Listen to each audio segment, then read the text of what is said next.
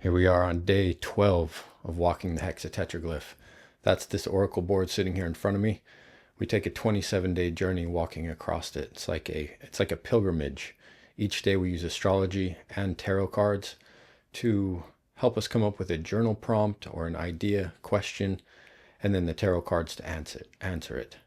Astrology helps us create a theme. The tarot cards gives us a story, gives us an answer. If you're not really familiar with it, I suggest you go back and watch the first video in this series because I go over some of the basics. After tomorrow, I'm going to do a review of what we've done so far. Day 13, approximately halfway through the journey. So I think it'll be about time to do a nice little review video. Yesterday was rough. I drew the Nine of Swords, and it couldn't have been a more perfect card. I'm sure you could see that I was down and out yesterday. Maybe that gives you a little idea of what motivates me to do this. If you couldn't pick it up, maybe that's because you don't know me in person. But me watching it, as I was watching, doing editing, I was like, wow, I am struggling right now. I'm having a tough one. I got through it, and I've had a release. I feel much better today. I feel much, much better. So I'm grateful for that. And I think it's just time that we go ahead and draw a couple new planets. So I'm just going to go ahead and reach in here. And hello, Moon, my old friend. The Moon is still in Cancer and the Sun is still in Leo. Let's see. We're on L today. We've completed the first pathway, moving in the down direction. And so we're on the second pathway, position L. Yin is on the left, Yang is on the right. The Sun in Leo is definitely Yang, so we're going to put that on the right hand L position. And the Moon in Cancer is definitely Yin, so extremely polarized. And today I'm not going to pick the Moon. No. I feel that the Moon is cyclical. The tide has changed a little bit, and I have a different feeling today. So we're going to, with a clear conscience, let the Moon go do its own thing for a little while. I've had a lot of Moon energy. Ever since I drew the Moon tarot card as an answer saying, you need to work with Moon energy, I said, okay. And there I went, down into the dark, down into my emotions. And you know what? I'm grateful for it. I am. It was hard. It was probably hard on my wife a little bit because she knew I was depressed for the last few days. But I'm sitting and I'm working with it. I'm trying, you know? I really am. I'm trying to do the work. And to get the opportunity to feel the depression while I'm in the middle of doing this, I think that's actually very productive. What if I went through this without getting down into that deep, dark spot? Then I wouldn't have got to explore what got me there. What good could come out of it? And who knows? Maybe I'll feel some depression again during this process. I don't know. But right now, I think the Sun is here for me. So the Sun in Leo. We've dealt with this setup numerous times, I think, already, at least twice, I think. So I'm just going to try to come up with a topic. And the thing that immediately comes to my mind is yesterday was so much water. It makes me think of alchemy. In the Negredo process, in the beginning parts of alchemy, you have the solutio, or dissolution, where things are burnt down and then submerged into water, like salts that dissolve into water, right? So it's part of the transformation process is to burn things down and break them down and then soak them into water. You're trying to get things, you're trying to take this base material. You're trying to take the prima materia. Maybe it's lead. You're trying to burn it down, break it all the way into, basically into nothing.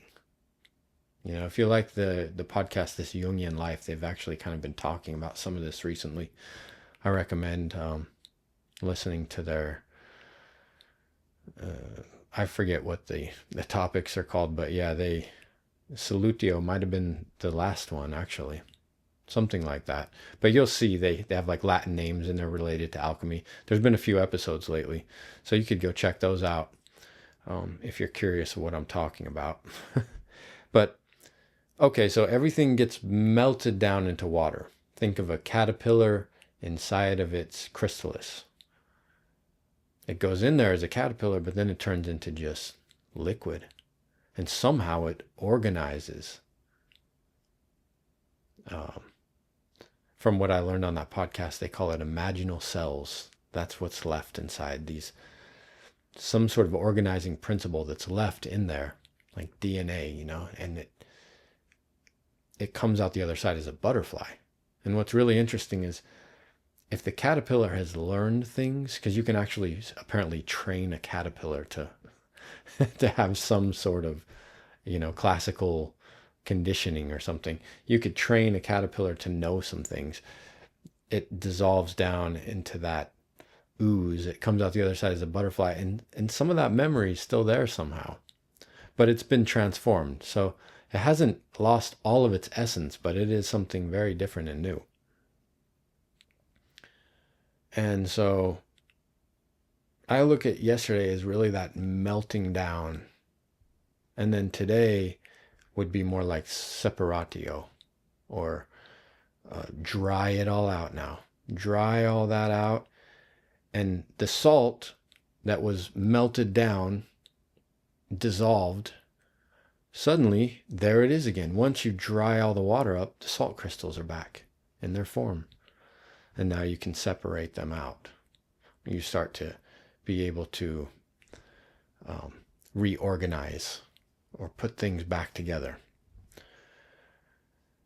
Anyways, Jung had a lot of theory about alchemy, and again, I'm not the expert on it, but I do want to create sort of a theme on that because I see it with the water yesterday, the moon, and then the sun today. So the lunar and the solar coming together and creating a process together. So I'm gonna let you have a moment or two, put it on pause if you need to. If I don't give you enough time, you can put it on pause. But I'm just going to sort of think about how I want to approach this next stage of separatio, under the sun, getting dried out, and separating the pieces apart so I can look at them. I'm going to try to look for truth. All right, so I'll give you a minute.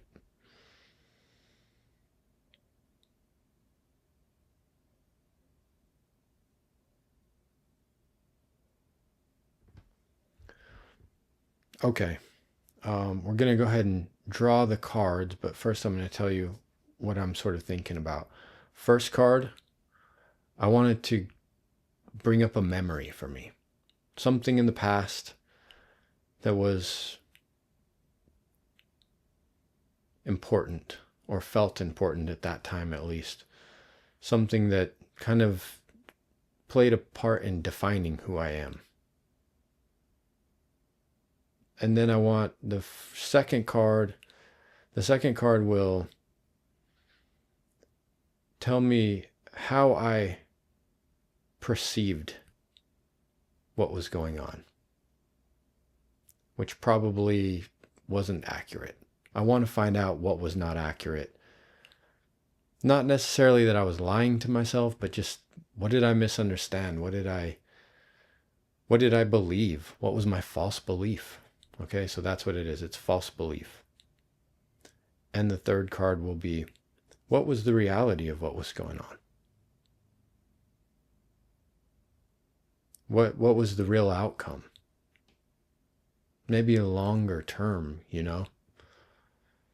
All right, so first one, memory.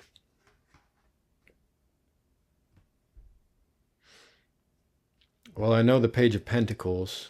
That's a good memory card because it's kind of like a student and it's young and it's the Earth of Earth. He is looking at something material, maybe his body, maybe he's studying something. I'm not sure yet. I got to think about that for a minute of what the memory is. And I think I'm going to wait until I have a memory before I draw the next card.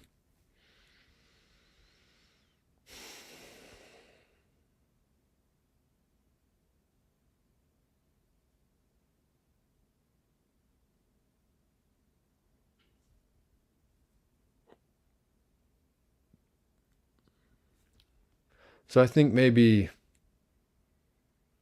there's kind of a time when I was in school.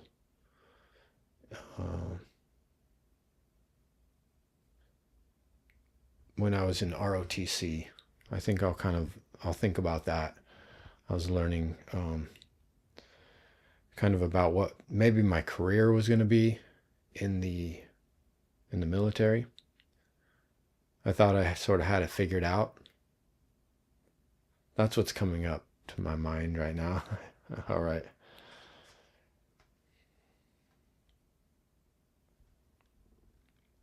Okay. Look at that. He has the I got another 2, by the way. So see, I've got the High Priestess, the 2 of Swords, and then I had the Justice card that reduces down to 2. Now I have the 2 of Wands. I've been sitting between pillars very often, and this kind of looks like sitting between pillars again.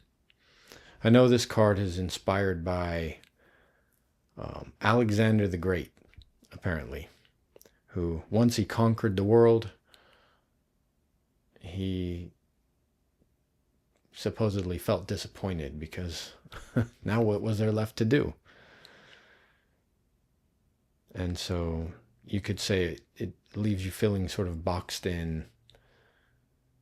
But it's also victory in there as well, right? There's some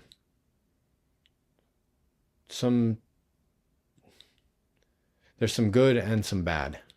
There's some good and some bad in there. So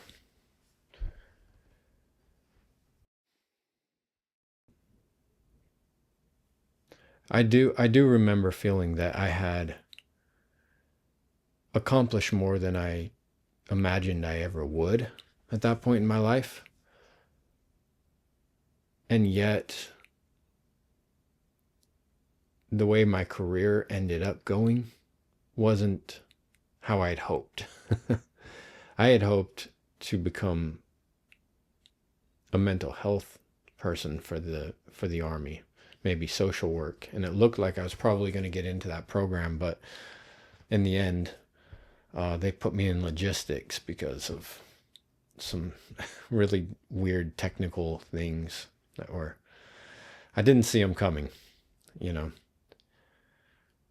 So there's something there that's actually quite accurate. So I'm trying to find what it is in that card that I didn't, there's something in that card that is my misperception. And I think it's that I felt like I had everything charted out. I felt like, okay, I've done it. My life is charted out now. And I basically know where this is going.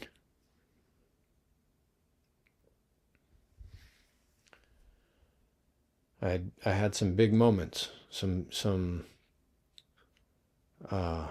big victories, but I don't think I had knowledge of really where everything was headed for me. So this one has to do with what I didn't realize. Something that was more reality. So I ended up with another page. Oh, wow. Okay, this is more of a challenging spread than yesterday. Yesterday felt like a breeze to me. This one feels extremely coded.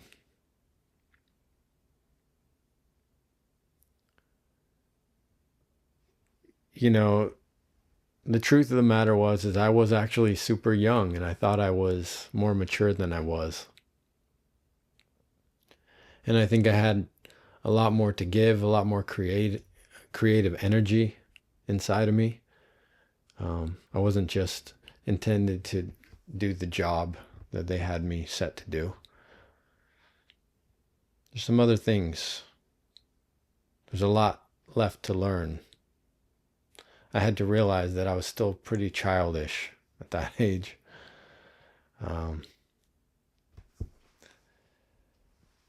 My ego was kind of demolished. I found out it wasn't nearly that my ego was actually mostly a facade. And my accomplishments, they weren't as set in stone as I believed that they were. In a lot of ways, I feel like I'm still kind of trying to reinvent and learn. I'm still on a path of individuation, even though I'm in my mid-40s. I'm still learning about who I am and learning what it means to be an adult more at this point. You'd think while I was in the military and leading soldiers and things like that, I would have understood what it meant to be an adult. But I don't think so. I don't think I had the right set of experiences in my life. I had to go through some of the troubles. And I had to reimagine possibilities. And I can see that in the Page of Cups. It's like going back through phases. Not necessarily a regression. It's more like revisiting developmental stages that I didn't even know that I hadn't experienced. Meditation was important for me. Diving into all kinds of books, looking for wisdom teachers, using my own imagination, and even having a visionary experience. And I think I'm going to take a little while and actually tell you about a visionary experience. So this might go on for a little bit. If you want to be done and just catch up with me again tomorrow, that's fine. But I'm going to tell you about a meditation that happened to me. So I was a very secular person. I had been part of a very controlling religion as a young man, and then in my mid-30s, early 30s, I left that religion, and then I became extremely secular. And years went by, skeptical, didn't want anything to do with spirituality or religion. Quite a few years went by that way. But I've already mentioned I've had problems with anxiety. My anxiety kept getting worse until it got to the point where I was having some panic attacks. And I went to an Army social worker, and she told me, "Do you know what mindfulness is?" Now, this is back in 2014 or something like that.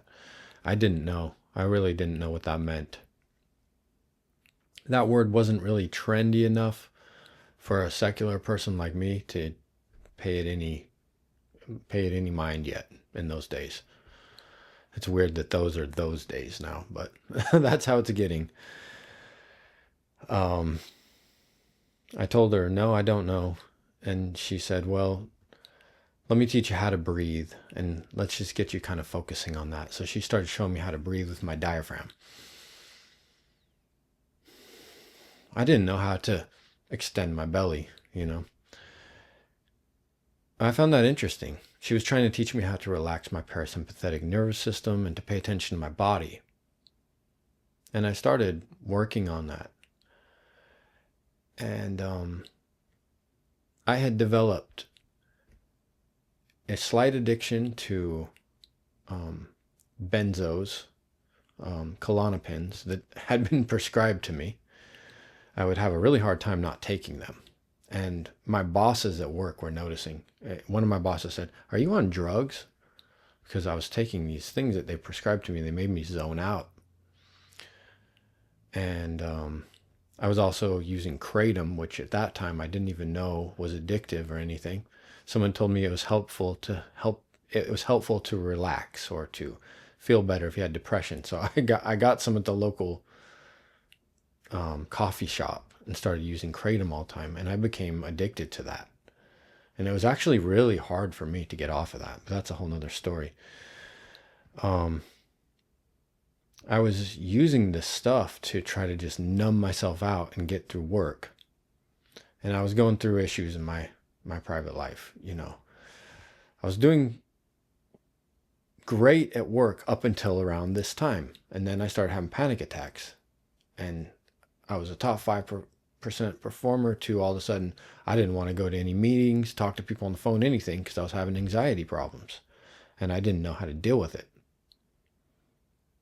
And so I wanted to get rid of those drugs, and I wanted to find a different way to alter my consciousness. And all of a sudden it just hit me. Why don't you meditate? And I didn't know what meditation was, honestly. I didn't even know what to think about it. I had done some yoga, but I decided I'm going to try to meditate. So I don't know if I just looked something up on YouTube or just Googled, you know, but I just like, what is meditation? And I saw something about just let your thoughts just pass by and just follow your breathing. That's it. If you think of something, that's okay. Just don't entertain it. Just kind of let it come and go. If it keeps playing, don't mess with it.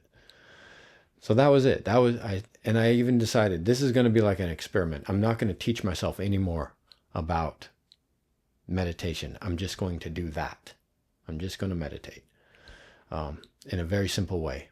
And if there's some benefit from there, then I know it's worthwhile.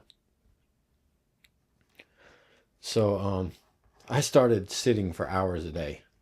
I mean, literally an hour, 2 hours every single day. And I loved it immediately. I'd just turn off my lights. I'd make it really quiet, pitch dark. And I became very interested in, can my mind stay awake and my body goes to sleep? I'd never thought about anything like this before, you know? And I started realizing like the mind and the body are two different things. I can't believe I'm clear off on this. It's so off topic. But that image of the fish coming out of the cup, it just brought this up, and I'm doing memories today, so I want to tell you this part. So a couple years go by, and at this point I've spent just countless hours meditating and staying with that same technique. I wanted to stay with the same technique, but one day I decide I think I'm going to try something a little different. And I looked up online, is there anything that will make your body fall asleep while your mind is awake? And I found this practice called Yoga Nidra. Never heard of it. So I decided to try it. It was the middle of the day. I had some free time, and I decided I'm going to try Yoga Nidra. So I do about 30 minutes of it in the pitch dark. And sure enough, it was like my body fell asleep. And somehow I managed to keep my mind awake, but I suddenly just couldn't really feel or connect with my body. And then I started to have kind of a visionary experience. So this isn't typical for me, okay? So this is not starting a religion because I had a visionary experience. This was just very personal. It's kind of like a dream. It's significant to me because it's so unusual and it was very profound, but it's kind of like a dream. So I start noticing that I'm in this different space. That's the first thing I notice. Like, I kind of visualize I'm in a big, dark castle or something. Dungeon. Like a dungeon. Everything is rock and cold. And here I am, I'm like in my condo sitting on a carpet floor, but I kind of lost that sensation. It felt more like I'm sitting on rock. I'm in medieval times or something like that. And I felt something brush past me. And I thought, wow, that felt like an animal or something just touched me, but it was more like a dream. I realized that it wasn't truly physical. I know I'm probably not making any sense right now. I just was curious about it. I was like, I kind of got a physical sensation there, but I don't think anything's really here with me. And I'm just going to let this continue to play out. So I was trying to stay focused, but I'm noticing strange stuff. And it's hard to keep your focus once that happens, because now you're getting curious and you want to investigate. But I trained myself long enough to say, no, just let things just be, just let them happen. And I got back into my breath and I kept allowing this to kind of play out. And I think this Yoga Nidra session that I had done actually was good for visualizing. Well, next thing you know, I felt a snake and saw a big serpent start circling around me. And then it came up and looked at me straight in the face. And I was so scared I opened my eyes for a minute. And I thought, why did I do that? I'm having some sort of vision right now. And here I am in my bedroom and I'm terrified of nothing. And I hurried and closed my eyes and the snake was still there. The serpent was still there. And I was so glad, even though it was scary and it was swirling around me. And I realized it can't physically attack me. You know, it can't bite me because I'm seeing this in my mind. You know, this is not material, I guess, but I'm going to see what it wants. And it was kind of furious, and then it started to spit venom. And when the venom hit me, I began to have memories. Terrible things. Stuff I had seen in Iraq. Situation I had dealt with during a divorce where my kids moved away from me. Just a bunch of things that I didn't want to deal with. And I sat there meditating with tears going down my eyes, going down my face, out of my eyes. And it was really rough thinking about all these things. But I let them pass, and the snake kept trying more and more tactics to make me give up. And I just allowed it to happen. And finally, it grew massive. I mean, it was just like to the top of this dungeon, you know, and I was just sitting there like a little tiny person just thinking it's probably going to eat me or something. And I realized that it was just growing because it was furious. And that I had actually kind of won. That was just its anger, just making it bloated. And it spun and spun and spun in circles until, trying to attack me, it just grabbed a hold of its own tail.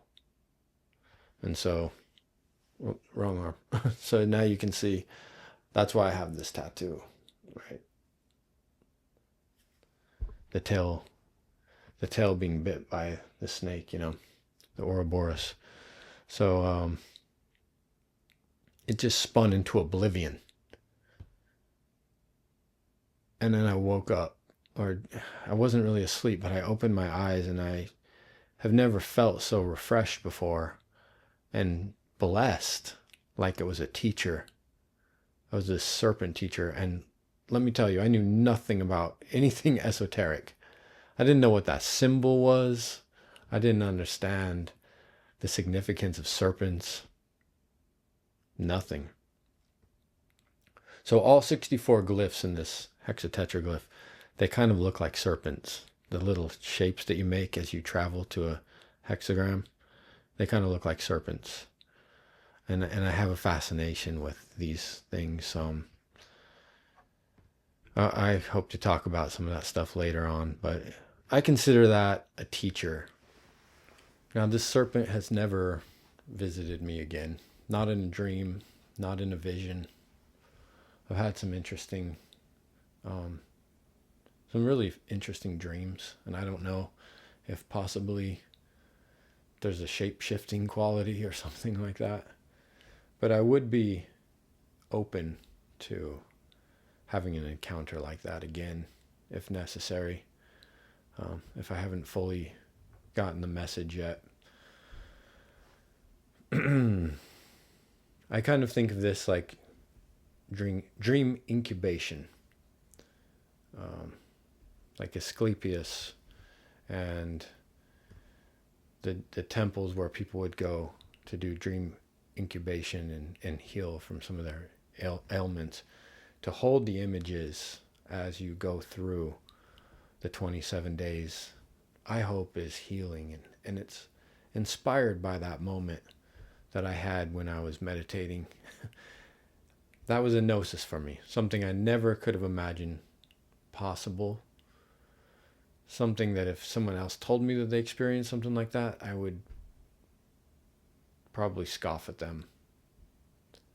And now I'm more of an idealist, and I see consciousness and the mind as being more likely to be primary or more fundamental. We can never get around our own mind and consciousness. That is what we filter everything. We can't know things in and of themselves. We know our mind. We know ourselves through our mind. We even perceive that we have a body and a brain because of mind. So that was a shift for me, a big shift, to come up against an entity so powerful but non-physical, so real but not material, not physical. So thank you for sticking with me through the story. I'm typically not gonna go on for this long, but I just felt like this was a good opportunity to explain a little bit about why I'm even doing these things, why I wanted to make this oracle board and to give it this sort of shape that it has. All right, that's going to wrap it up for today. I need to do some writing in my journal, do some editing, so I'm off to go do some more work, and I'll talk to you tomorrow.